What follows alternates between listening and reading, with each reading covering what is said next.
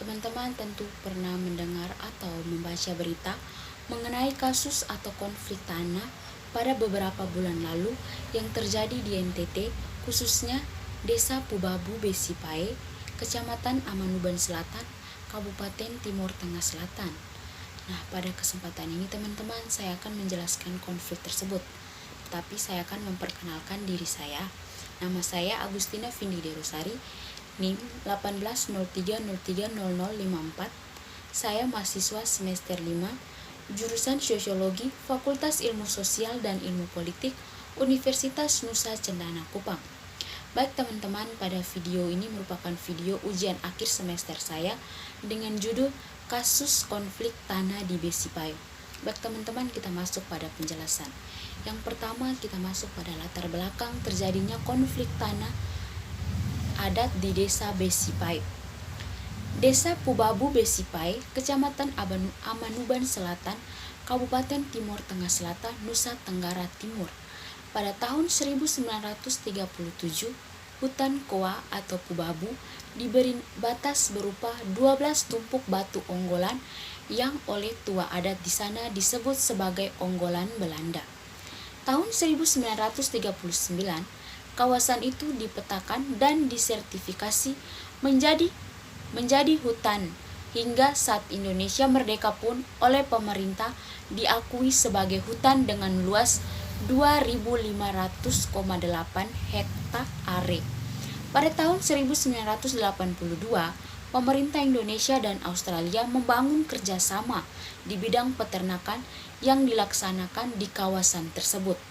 Sehingga dibangunlah kesepakatan antara pemerintah dengan Meo Besi atau Nabuasa, Oekam dan amaf-amafnya, serta Meopai atau Nabuasa Polo dan amaf-amafnya, dan menyerahkan tanah sebesar 3.780 hektare untuk kepentingan proyek.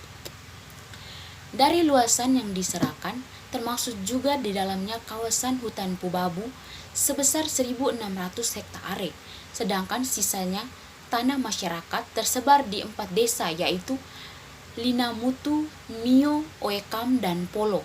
Atas dasar penyerahan tersebut, maka kawasan proyek peternakan tersebut diberi nama Besipae yang diambil dari nama Meo Besi dan Besipae dan Meopai. Hutan adat Pubabu merupakan hutan larangan dalam bahasa Dawan Kio yang berarti larangan. Sejak itu masyarakat adat Pubabu melarang siapa saja yang melakukan aktivitas penebangan, perburuan, dan aktivitas ilegal lainnya di dalam kawasan hutan tersebut. Masyarakat hanya diperbolehkan menebang, berburu, dan melakukan aktivitas di hutan tersebut apabila sudah melakukan upacara Onemtifekio atau berdoa buka larangan. Pada tahun 1982, pemerintah Australia mengontrak hutan Pubabu untuk dikelola sebagai tempat penggemukan sapi. Kontrak yang dilakukan oleh pemerintah Australia bersama masyarakat adat Pubabu berlangsung selama 5 tahun, dari tahun 1982 sampai tahun 1987. Setelah masa kontrak selesai, pemerintah Australia menyerahkan kembali hutan tersebut kepada pemerintah Indonesia karena kerjasama antar negara dan masyarakat adat Pubabu sebagai pemilik hutan adat. Pada tahun 1987, tanah ini kemudian dikontrak lagi oleh Dinas Peternakan Provinsi Nusa Tenggara Timur selama 25 tahun, dari tahun 1987 sampai tahun 2012. Pada tahun 2010, masyarakat adat Pubabu membangun pemukiman di luar hutan adat, yaitu di belukar masyarakat sendiri. Namun, Dinas Peternakan menyurati masyarakat bahwa tanah yang dibangun pemukiman itu masih masuk di dalam kawasan 6.000 hektar yang dikontrak oleh Dinas Peternakan. Setelah itu di tahun yang sama, Dinas Peternakan ingin melakukan perpanjangan kontrak. Namun, masyarakat adat Pubabu dengan tegas melakukan penolakan. Mereka melakukan penolakan agar hutan yang mereka jaga ini tidak dirusak atas nama pembangunan. awal bentrokan terjadi di Besipae. Bentrokan pertama kali terjadi pada 18 Agustus lalu yang mengakibatkan 29 rumah warga dibongkar. 18 rumah kembali dibongkar pada bentrok yang terjadi beberapa hari.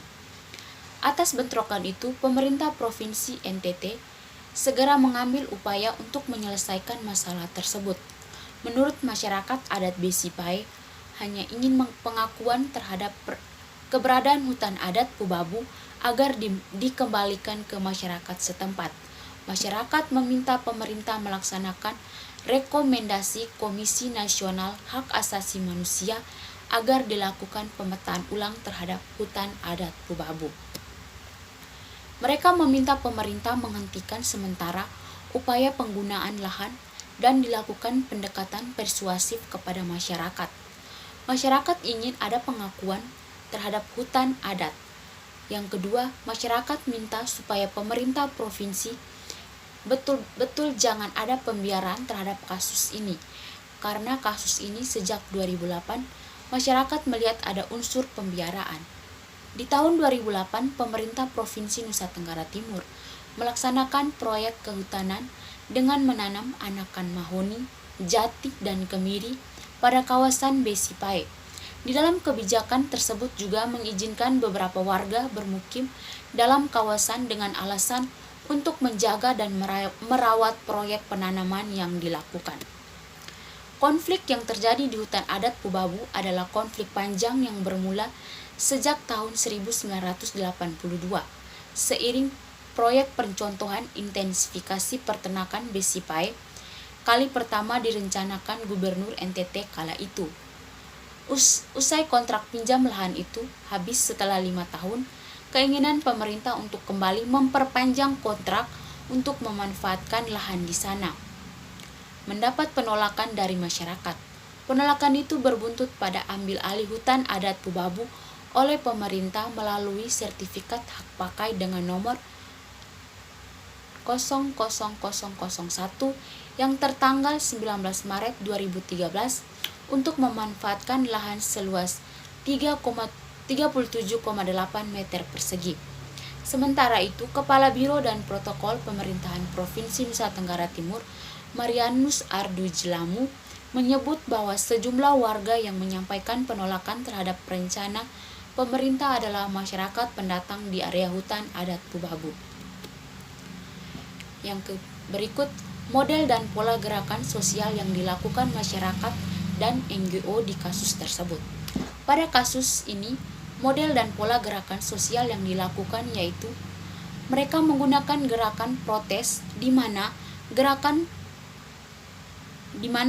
protes ini bertujuan untuk menentang atau mengubah suatu kondisi yang dianggap masyarakat tidak sesuai karena pemerintah provinsi yang mau mengontrak ulang lahan dan berusaha untuk menyingkirkan masyarakat dari lahan atau tanah adat masyarakat Besipae itu. Warga Besipae menolak digusur dari lahan seluas 3.780 hektar di Besipae, Kecamatan Abanuban Selatan, Kabupaten Timur Tengah Selatan. Warga Besipae mengaku akan tetap bertahan di lokasi tanah adat mereka yang dikuasai oleh pemerintah Provinsi Nusa Tenggara Timur atas dasar sertifikat hak guna usaha. Sebelumnya, 29 kepala keluarga yang tinggal di atas tanah tersebut, sekitar 3.000 lebih hektar di Pubabu Besipae, menolak hak klaim pemerintah NTT yang telah mengantongi sertifikat hak guna usaha. Sejumlah warga yang menyampaikan penolakan terhadap rencana pemerintah adalah masyarakat pendatang di area hutan adat Pubabu. Sementara itu, masyarakat adat diklaim menerima dan mendukung rencana pemerintah yang kembali ingin memanfaatkan lahan tersebut.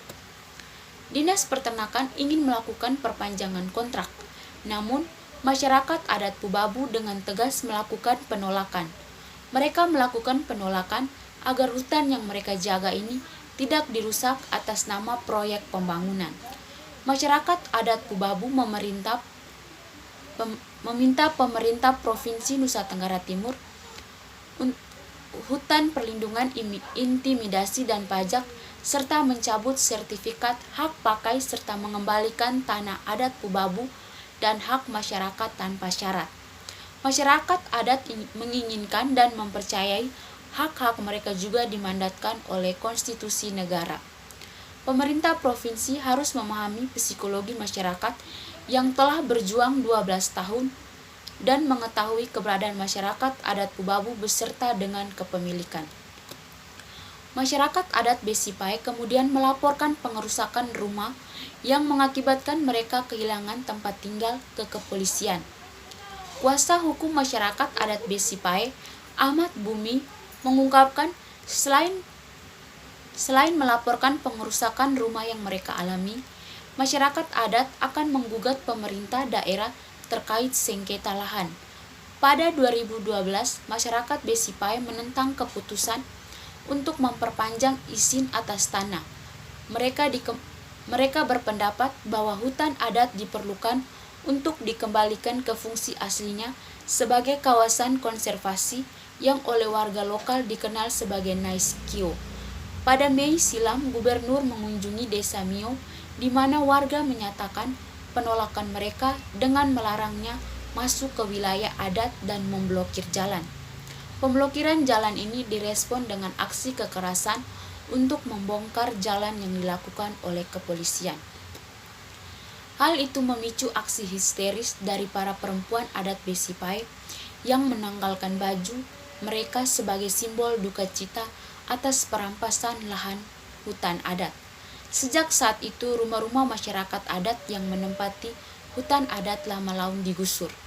Kerap kali dengan intimidasi, sejumlah warga tampak sedang beradu mulut di sebuah bangunan lopo yang disusul dengan aksi serangan memukul menggunakan tangan maupun kayu dari sejumlah warga terhadap warga lainnya. Warga yang terkena pukulan kayu kemudian melarikan diri sambil dikejar beberapa orang yang diwarnai suara teriakan meminta tolong berulang kali. Masyarakat bersikeras menolak karena mereka memikirkan akan kehidupan masa yang akan datang bagi generasi mereka. Warga adat sebagai anggota kelompok masing-masing mempunyai hak untuk menguasai dan menggunakan sebagian tanah bersama tersebut guna memenuhi kebutuhan pribadi dan keluarganya. Olehnya tanah adat baik dalam peruntukan penguasaan dan penggunaan serta pemeliharaan diatur oleh kelompok adat yang bersangkutan. Selain diatur dengan tertib juga menjaga agar tidak menjadi sengketa. Juga bisa terjaga kelestarian kemampuannya bagi generasi-generasi yang akan datang. Kehidupan masyarakat adat sepenuhnya bergantung pada tanah. Tanah adalah bagian yang tidak terpisahkan dari masyarakat adat dengan segala sumber daya yang ada di dalamnya. Ikatan kultural yang kuat dengan tanah ini merupakan salah satu ciri yang paling menonjol yang membedakan antara masyarakat adat dengan penduduk lokal lainnya yang memandang tanah hanya semata-mata sebagai barang ekonomis. Sekian video saya, terima kasih.